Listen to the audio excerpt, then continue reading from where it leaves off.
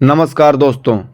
आज हम एक ऐसी महत्वपूर्ण बात पर चर्चा करने जा रहे हैं जो हमारे जीवन में बहुत महत्व रखती है। हम सब इस जीवन में आगे बढ़ने के लिए संघर्ष करते हैं, अपने रास्ते पर कई कठिनाइयों का सामना करते हैं। लेकिन क्या आपने कभी सोचा है कि अकेले रहकर अपने लक्ष्य को प्राप्त करने का मार्ग कितना महत्वपूर्ण है? और आखिर महात्मा गौतम बुद्ध ने अपने शिष्यों को यह क्यों कहा था कि अकेले रहकर खुद को सुधारो, अपने कर्मों पर ध्यान दो और दूसरों की मदद करो बिना किसी उम्मीद के? आज की कहानी में हम इसी बात की चर्चा करेंगे और यह जानेंगे कि जीवन में दुख क्यों आता है और कैसे हम इसके बावजूद अच्छे कर्म करते हुए जीवन को जी सकते हैं। वीडियो शुरू करने से पहले अगर आप हमारे चैनल पर नए हैं तो चैनल को सब्सक्राइब करिए, वीडियो को लाइक करिए और शेयर करिए ताकि हम इसी तरह की प्रेरणादायक और महत्वपूर्ण कहानियां आपके लिए ला सकें। अब बिना किसी देरी के चलिए शुरू करते हैं। बहुत समय पहले की बात है। एक छोटे से गांव में आनंद नाम का एक युवक रहता था। आनंद का भरा पूरा परिवार था।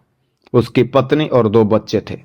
उसके माता पिता अब इस दुनिया में नहीं थे, इसलिए परिवार की सारी जिम्मेदारी उसी के कंधों पर थी। आनंद एक मेहनती व्यक्ति था जो दिन रात काम करता था ताकि अपने परिवार का भरण पोषण कर सके। उसका काम कठिन था। वह पहाड़ों में पत्थर तोड़ने का काम करता था। इतनी मेहनत के बावजूद आनंद का एक सिद्धांत था, अगर मैं दूसरों की मदद करूंगा तो परमात्मा मेरी मदद करेंगे। यह विचार उसके दिल और दिमाग में गहराई से बैठा हुआ था। उसे पूरा विश्वास था कि जब भी वह किसी की मदद करेगा परमात्मा उसका साथ देंगे। इसी विश्वास के कारण जब भी गांव का कोई व्यक्ति उससे मदद मांगता, आनंद बिना किसी झिझक के उस व्यक्ति की सहायता करने के लिए अपने काम को छोड़ देता था। आनंद की पत्नी अक्सर उससे कहती थी, पहले अपना काम देखो, अपने परिवार की जिम्मेदारी निभाओ। हमारे 2 छोटे छोटे बच्चे हैं और तुम हर समय दूसरों के काम में लगे रहते हो। अपने घर को संभालो और फिर दूसरों की मदद करो। लेकिन आनंद की सोच अलग थी। वह दूसरों की सहायता को अपना परम कर्तव्य मानता था। यही कारण था कि आनंद का अपनी पत्नी के साथ अक्सर झगड़ा होता था।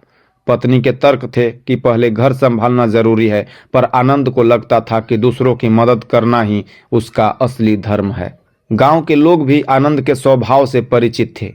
वे जानते थे कि आनंद कभी भी मदद करने से मना नहीं करेगा, इसलिए कई बार वे जानबूझकर छोटे छोटे कामों के लिए भी आनंद को बुलाते थे जिनमें उनकी खुद की मेहनत नहीं करनी पड़ती थी।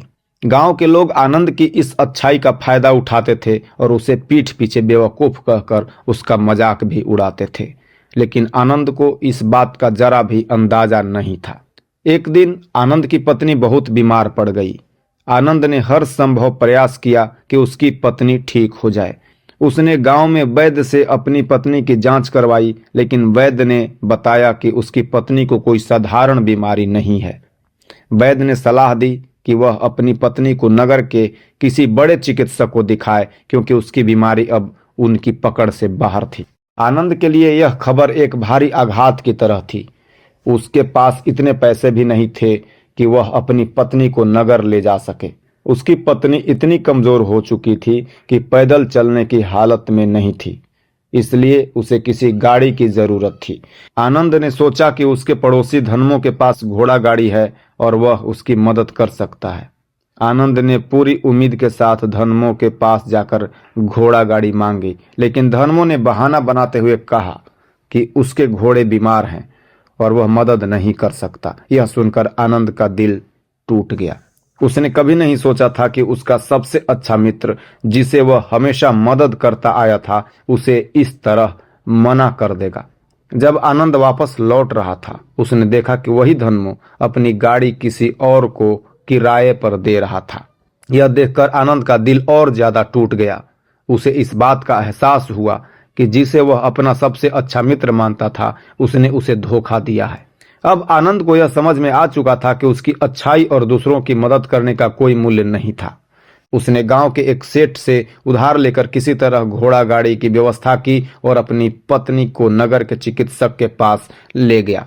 नगर में चिकित्सक ने आनंद को बताया कि उसकी पत्नी को कर्क रोग अर्थात कैंसर हो चुका है और अब उसकी जान बचाना असंभव है। यह सुनकर आनंद पूरी तरह टूट गया। उसकी दुनिया उजड़ चुकी थी। कुछ समय बाद उसकी पत्नी की मृत्यु हो गई। अब उसकी जिम्मेदारी और भी बढ़ गई थी, क्योंकि अब उसे अपने बच्चों को अकेले पालन पोषण करना था। पत्नी की मृत्यु के बाद आनंद का जीवन पूरी तरह से बदल गया। उसे अब यह विश्वास हो चुका था कि अच्छाई करने का कोई फायदा नहीं होता। उसे लगता था कि अच्छे लोग हमेशा दुखी रहते हैं और बुरे लोग फलते फूलते हैं। आनंद का आत्मविश्वास अब पूरी तरह से खत्म हो चुका था।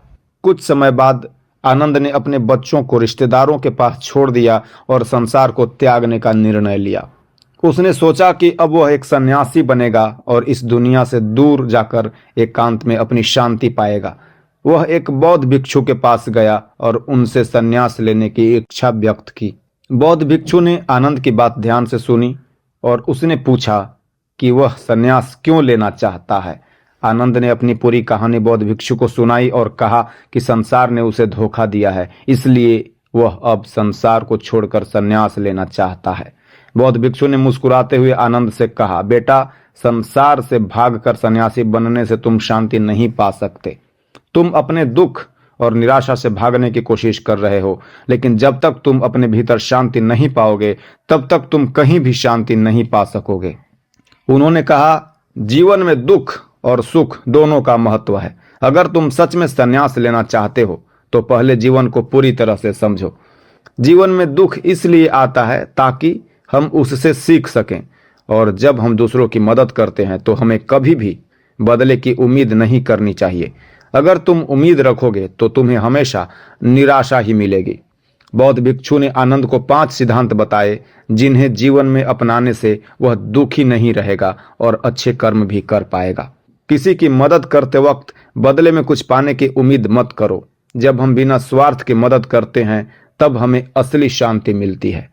पहले खुद को सुधारो। जब हम अपने भीतर शांति और संतुलन लाते हैं तभी हम दूसरों की मदद कर सकते हैं। जीवन में चाहे कितनी भी कठिनाइयां आए, परमात्मा पर विश्वास बनाए रखो। अच्छे कर्म का फल कभी व्यर्थ नहीं जाता। मदद करना कभी बंद मत करो, लेकिन अपनी प्राथमिकताओं को समझो। पहले अपने कर्तव्यों को पूरा करो, फिर दूसरों की मदद करो। धैर्य और संयम से काम लो। हर काम का परिणाम समय के साथ मिलेगा। बस इंतजार करो और मेहनत करते रहो। आनंद ने बौद्ध भिक्षु की बातें ध्यान से सुनी और समझा कि जीवन में अच्छे कर्म का महत्व है, लेकिन उन्हें बिना किसी अपेक्षा के करना चाहिए। उन्होंने यह भी समझा कि दुख और कठिनाइयां जीवन का हिस्सा है और इनसे हमें सीखना चाहिए, न कि भागना चाहिए। आनंद ने अपने जीवन में इन सिद्धांतों को अपनाया और फिर से अपने परिवार के पास लौट गया। उसने जीवन में शांति और संतोष पाया और अब वह दूसरों की मदद बिना किसी स्वार्थ के करने लगा। दोस्तों, हमें भी इस कहानी से यही सीख मिलती है कि जीवन में अच्छे कर्म करना जरूरी है, लेकिन बिना किसी उम्मीद के। जब हम बिना स्वार्थ के कर्म करते हैं तब हमें सच्ची शांति और सुख प्राप्त होता है। दोस्तों, यह कहानी आपको कैसी लगी कमेंट्स में हमें जरूर बताएं। धन्यवाद।